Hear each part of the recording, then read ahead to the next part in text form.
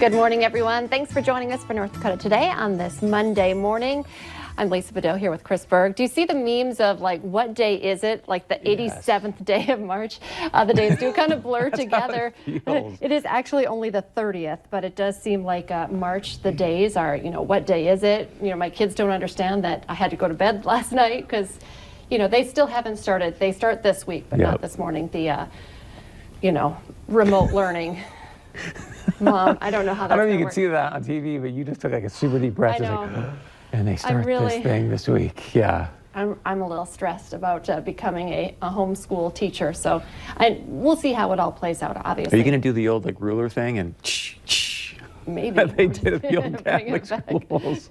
Well, my kids definitely listen to their teachers better than they listen to me when it comes to getting their reading done and their homework so I'm a little bit worried about that, which is, they just miss their teachers so much, especially my second grader. Isabella's still in elementary school. They like school when they're in elementary school, so it's crazy.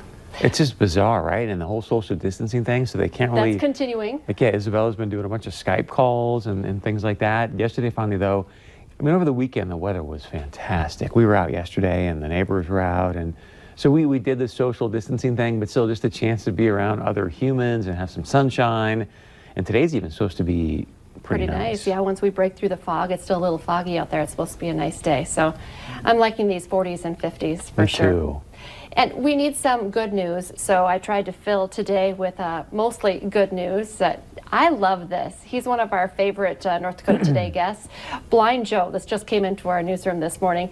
He's going to be doing a Facebook Live concert this week to benefit the Great Plains Food Bank. How awesome is that? I love the celebrities who are using their celebrity for good things, so make sure you watch for this. Of course, we did visit with Tiger Lily. They were doing those live Facebook concerts. I've been watching so many. I watched Sheryl Crow singing, because you're kind of like, oh, I love that. And then there's Garth Brooks, and there's every single artist is kind of doing Pink. I find myself watching these concerts on my phone. Maybe not the same as going to the Fargo Dome, but this is cool. This is how it's going to work. Of course, he's kind of the Fargo area native, now in Nashville. I believe he's still in Nashville, but of course that all kind of shut down. So he is not doing live shows. This is from the last time he was on our show, right before he went to Nashville. So the event is at 7 o'clock this Thursday, and if you're a fan, be sure you tune in, and this is how it's going to work.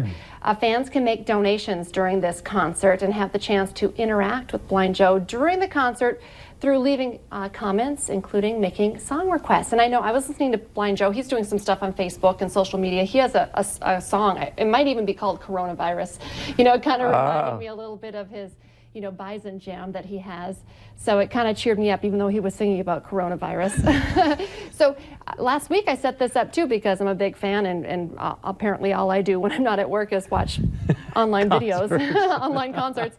Blind Joe is going to be doing a live concert with us here. Well, maybe not a full concert. Oh. We have him set up. He said, yes, I will call in, Skype in, and so we're going to visit with Blind Joe tomorrow here on North Dakota Today. So maybe he'll play that song and others and talk about how it all came to be that he's going to be doing this live full concert for you on Thursday night. I know, I need a life, but that's the life we live these days, is just, watching concerts on your phone. There's nothing else really to do, right? No. And I know country music's not your favorite, but of course you do know Dolly. We all love Dolly Parton. I wanted to share this because I just thought she is exactly what we need right now. Dolly Parton just released a message of hope to her millions of followers on social media. She sent out this video that she captioned, "Keep the Faith."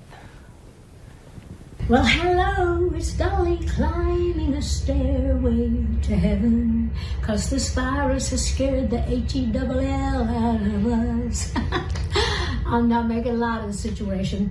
Well, maybe I am, because it's the light I believe that's going to dissolve the situation. I think God is in this. I really do. I think He's trying to hold us up to the light so we can see ourselves and see each other through the eyes of love. And I hope we learn that lesson. I think that when this passes, we're going to all be better people. So I know that I have a positive attitude about it, as negative as it seems to be right now. So just keep the faith. Don't be too scared. It's going to be all right. God loves us. I love that. I love that. I watched that a couple times this morning, and I just felt like I needed it, and so I wanted to share it with everyone else. Just looking for something. Keep the faith.